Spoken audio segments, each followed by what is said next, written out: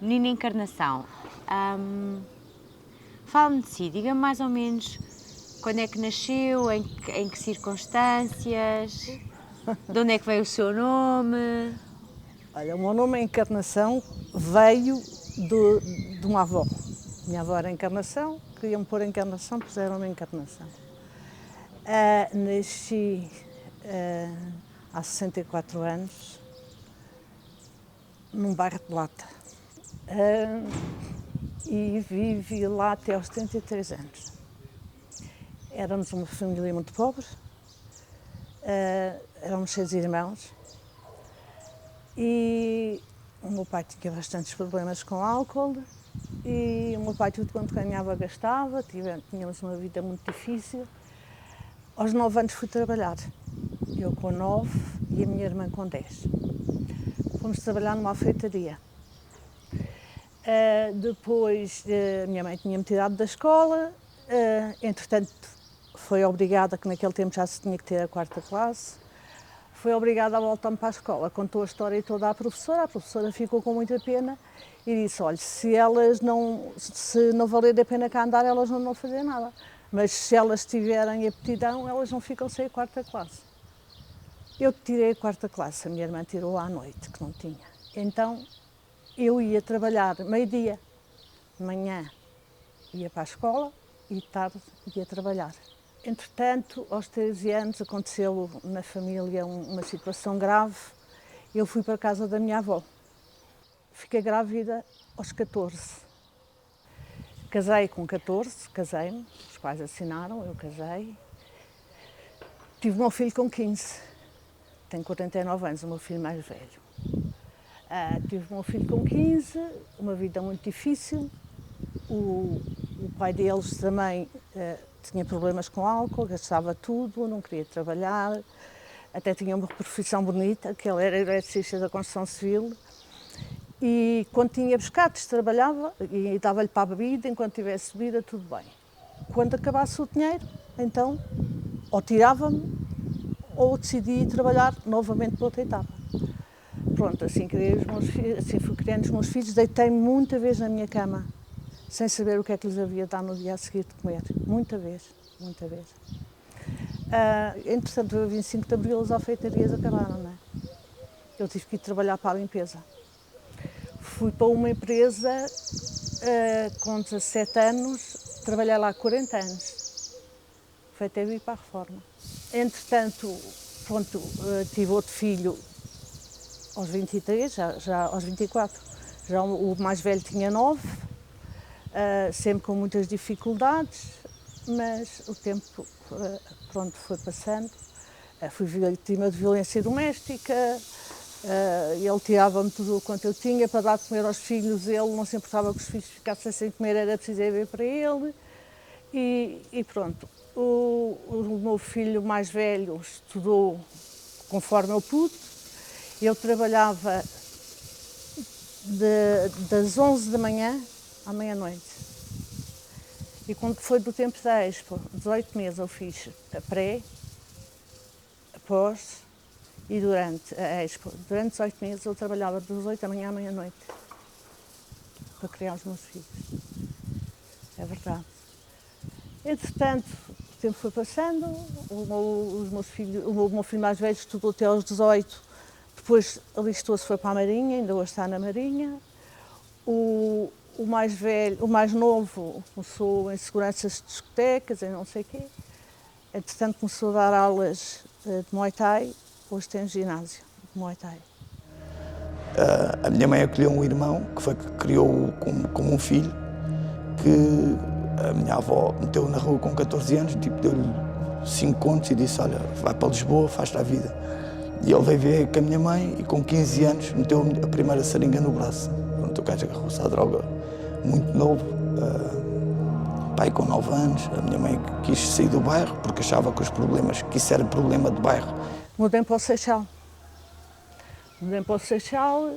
Ele de início não conhecia ninguém, mas rapidamente começou a conhecer e o vício continuou na mesma e os problemas ainda foram maiores, porque passava o mês eu não tinha dinheiro para a renda,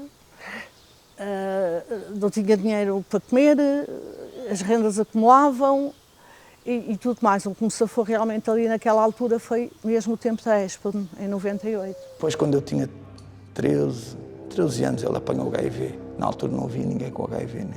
E ele estava bem doente, bem doente. Então, eu quando vinha da escola, o que é que eu fazia? Ficava à porta de casa, a ver se o ouvia tossir. Se não ouvisse ele tossir, eu vinha para baixo, ficava sentado horas, a pensar o que é que havia de fazer, porque eu não lhe queria encontrar morto. E acabava por ser traumatizante, estás a ver? E morreu com 34 anos. Tirando a droga, o meu tio era uma pessoa excelente, foi a pessoa mais inteligente que eu conheci até hoje, atenção. E uma das pessoas que eu mais gostei. Atrás disso foi uma depressão. Uma depressão pós-morte. Eu não me levantava, não me lavava, não falava com ninguém, não ia à rua. E quando ia à rua, se fosse num passeio e visse uma pessoa, eu trocava de passeio para não falar com aquela pessoa. Até que eu tive 4 internamentos. Durante um longo tempo, eu tive 4 internamentos. O primeiro foi de 50 dias. Depois, no último internamento, graças a Deus e aos orixás, foi há 9 anos. Uma pessoa muito querida, que já cá não está, telefonou-me e disse-me que havia um terreiro, se eu queria ir ao terreiro. O meu filho mais novo combatia, pronto, foi campeão do mundo em 2015, e eu disse-lhe que sim, que ia, mas que naquele fim de semana o meu filho tinha combates e eu não estava descansada em casa, eu ia ver os combates todos do meu filho. E ele respondeu-me, você é que sabe, primeiro está-se com a saúde ou o combate dos seus filhos, mas se não quiser isto esta semana, daqui por 15 dias há outra vez. Então, eu passado 15 dias eu fui. Assim que eu pisei o terreiro, eu vi que ali que era o meu sítio.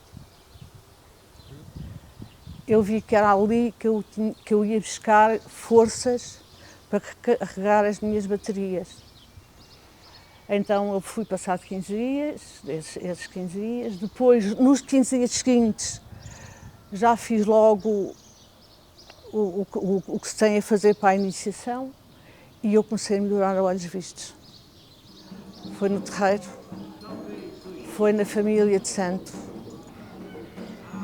foi a família de santo acolheu-me como se eu fosse da família. E eu sinto que sou da família e eles são da minha família, porque eu adoro-os a todos. Nitidamente a encarnação, agora, não é? No momento presente que eu estou a vê-la, tem uma vida bastante resolvida. Graças a Deus. Está a viver num sítio maravilhoso. Graças aos orixás. Tem os seus netos todos muito bonitos consigo. Tenho 5 netos. Adoro os meus netos. Nunca pensei de ter uma velhice como a que estou a ter. Eu passeio. Faço uma viagem por ano. Aliás, o ano passado fiz 2 viagens. Vou onde quero, gasto como quero, porque graças a Deus a minha reforma também trabalhei muito e sempre descontei, mesmo quando tinha 2 empregos. A minha reforma não dá para eu viver e tenho a ajuda do meu filho. O meu filho ajuda muito. O meu filho é uma preocupação. O meu filho, quando chega a casa, a primeira coisa que ele pergunta assim que entra àquela porta é: gorda, estás bem? Não é que eu seja gorda, não é? Mas é a palavra de carinho que todos eles me chamam, é gorda. E ele então assim que chega: gorda, estás bem? Mas ele pode sair à rua 3, 4 vezes por dia. Quando entra àquela porta é a primeira coisa que me pergunta. E se me vê mais embaixo diz logo: hoje não estás bem. Ou se me vê no quarto, abre uma porta do quarto: o que é que estás a ir fazer sozinha? Sempre muita preocupação. Porque a minha mãe já não é nova, né? E estragou a saúde toda a trabalhar. E há de viver comigo enquanto eu tiver saúde, né? Ou enquanto der. Mas eu não faço questão de me desfazer da minha mãe. Graças a Deus posso agradecer e levantar as mãos aos orixás. Tenho uma família linda. Para melhorar a minha situação em casa, o meu pai bebia também. A minha mãe só trabalhava, o meu pai bebia.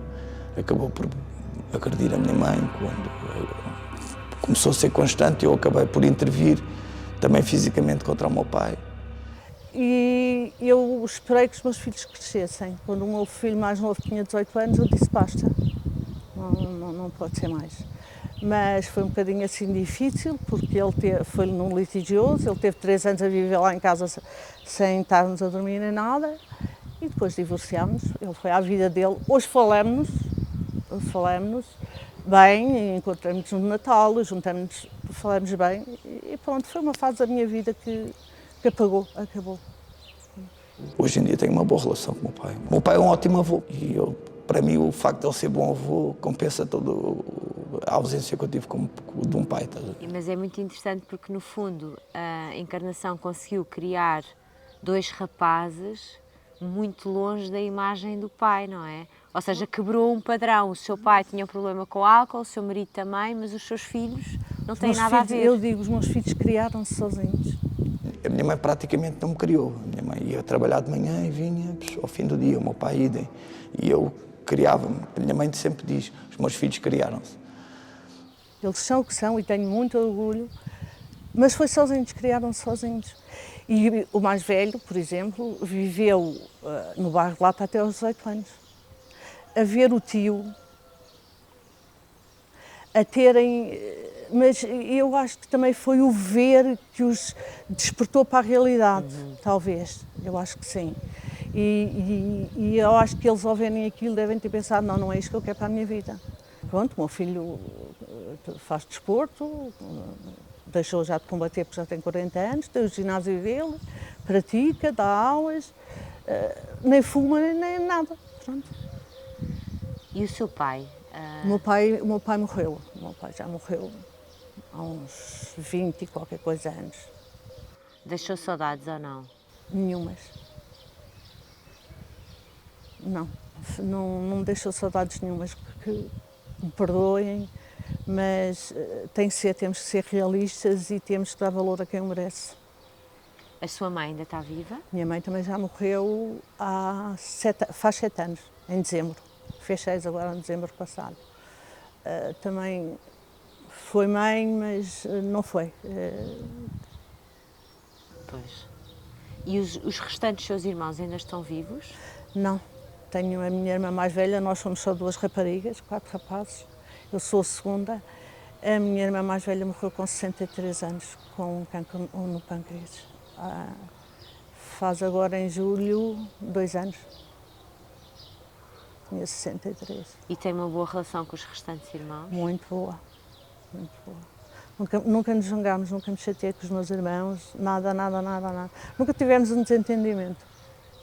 Eu vivo para os meus netos, adoro os meus netos, vivo para a minha família de sangue e vivo para a minha família de coração e vivo principalmente para Iemanjá. Dediquei-me muito ao terreiro. Eu tenho uma força quando lá chego. Posso estar muito deprimida, posso estar muito caída, quando lá chego, passa tudo. Fica tudo lá fora. Fica tudo lá fora. É uma devoção. É. O candomblé limpou-me a minha mente do passado, daí a minha depressão ter se calhar melhorado, não é? Há muita gente, as pessoas é que pensam que não, dentro de uma aula de psiquiatria, que é depressão, que é bipolar, que é não sei o quê, não é nada. Não é nada, é espiritual. É espiritual. Agradeço tanto aos orixás e agradeço àquela pessoa que já cá não está, que me levou a conhecer o candomblé. In the Orisha tradition, it's said, God, or the Orishas, only give you what you can handle. Now, we have 2 options. One is to see this as a heartbreaking story.